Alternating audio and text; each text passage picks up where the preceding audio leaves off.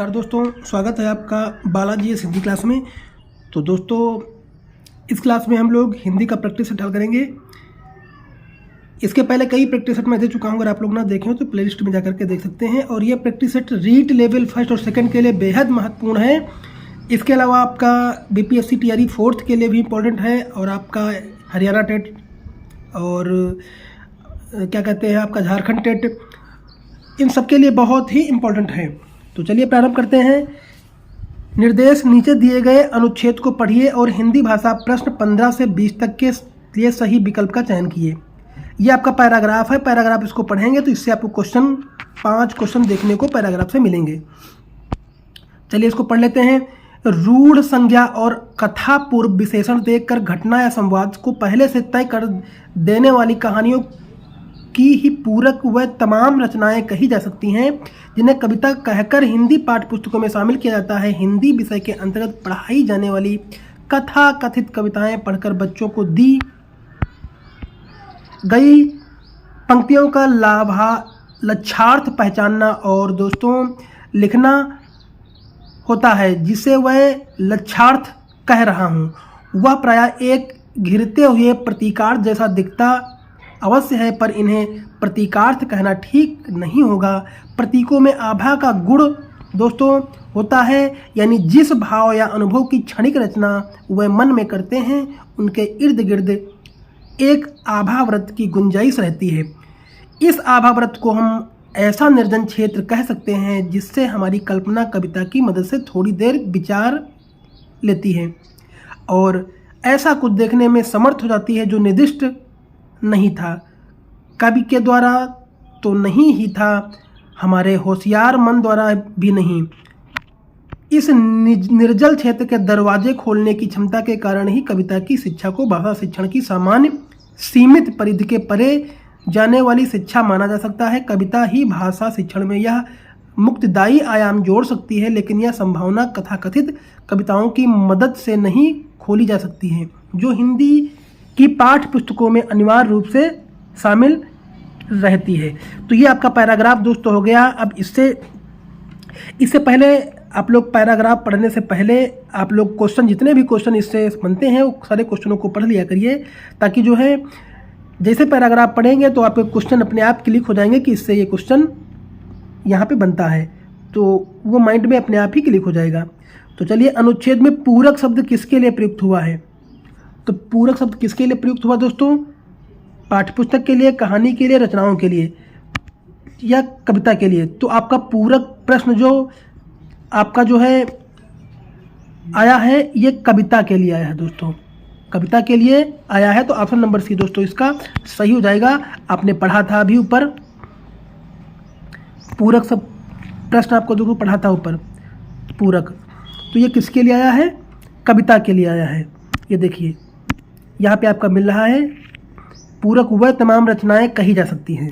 यहाँ से देखो मिल रहा है। जब आपने पढ़ा तो आप समझ गए कि पूरक यहीं से आपकी ये क्वेश्चन बनता है, जो कि ऑप्शन नंबर दोस्तों आपका इसका कविताएं सही हो जाएगा। प्रतीकों में कौन सा गुण होता है? आभा का गुण, लक्षार्थ का गुण, भाव से जुड़ी वैविध्यपूर्ण कल्पनाओं का या अनुभव का?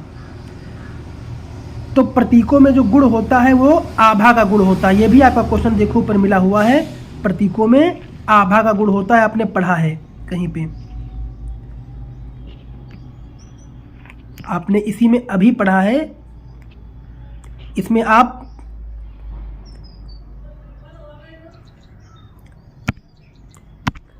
ये देखिए,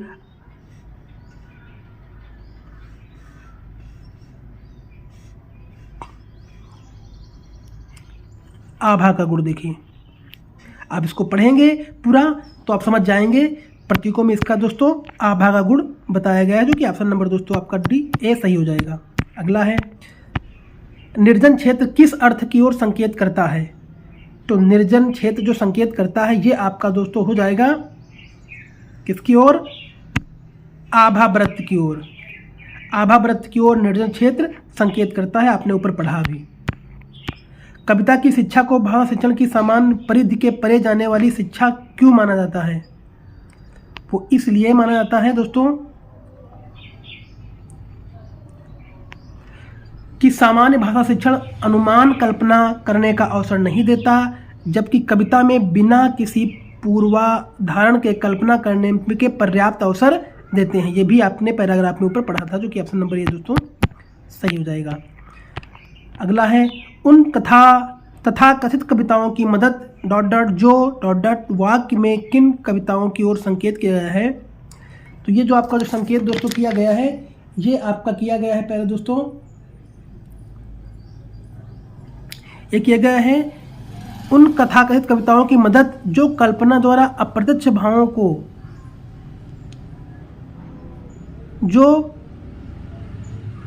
समझने का अवसर देती हैं। यही आपका दोस्तों ऑप्शन नंबर दोस्तों सही हो जाएगा। अगला है प्रायः लक्षार्थ कैसा दिखता है। तो लक्षार्थ जो दिखता है दोस्तों वो प्रतीकार्थ जैसा दिखता है लक्षार्थ। तो ऑप्शन नंबर बी, ये भी आपका पैराग्राफ में दिया गया है, अभी आपने ऊपर पढ़ा है। द्रौपदी का पर्याय नहीं होता है द्रुपद, सुता, याज्ञसेनी, पांचाली और रमणी।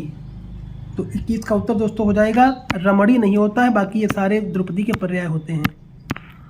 अगला सही शब्द है ईर्ष्या। ईर्ष्या तो क्या है, तो आपका जो सही शब्द इसमें बताया गया है, ईर्ष्या को हम सही शब्द रूप में ऐसे लिखते हैं ईर्ष्या। तो यही आपका दोस्तों उत्तर सही हो जाएगा।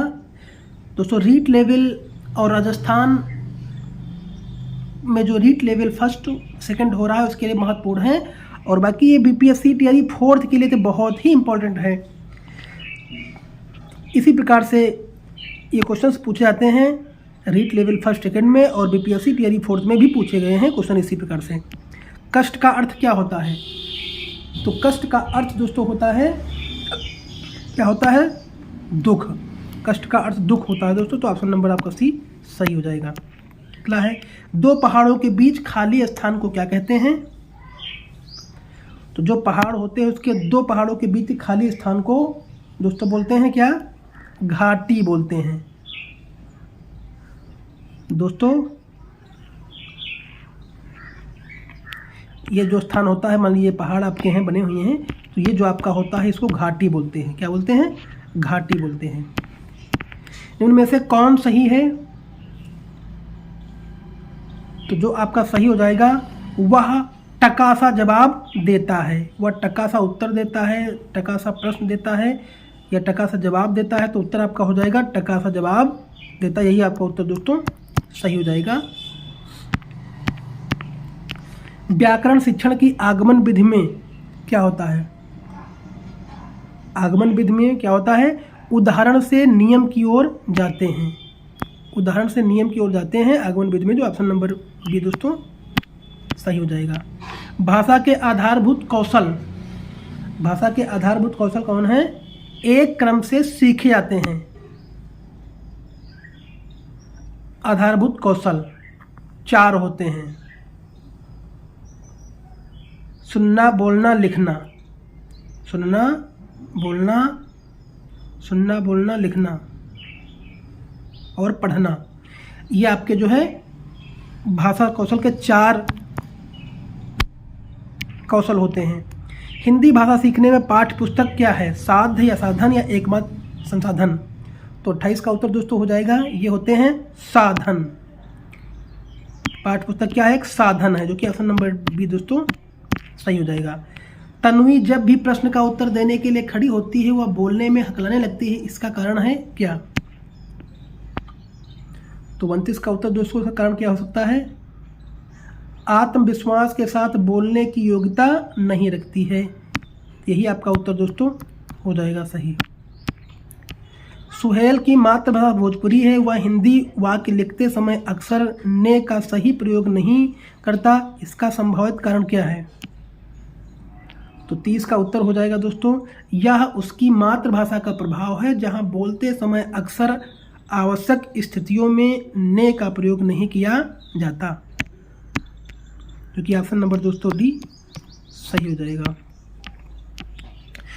तो दोस्तों अगर वीडियो अच्छा लगा हो तो लाइक करिए, कमेंट करिए, चैनल को सब्सक्राइब कर लीजिए। इसके अलावा कई सेट दे चुका हूँ, अगर आप लोग ना देखे हो तो प्लेलिस्ट में जा करके देख सकते हैं। ये 10-15 मिनट का वीडियो होता है, आप लोग देखेंगे तो निश्चय ही ये सारे क्वेश्चंस विभिन्न एग्जामों में आए हुए क्वेश्चन आपको देखने को मिलते हैं। ये आपका प्रैक्टिस सेट है। इसी प्रकार से पर डे 10-15 मिनट का प्रैक्टिस आप कर लेंगे तो निश्चय ही आप एग्ज़ाम में अपने को और दूसरों से अलग ही महसूस करेंगे। धन्यवाद।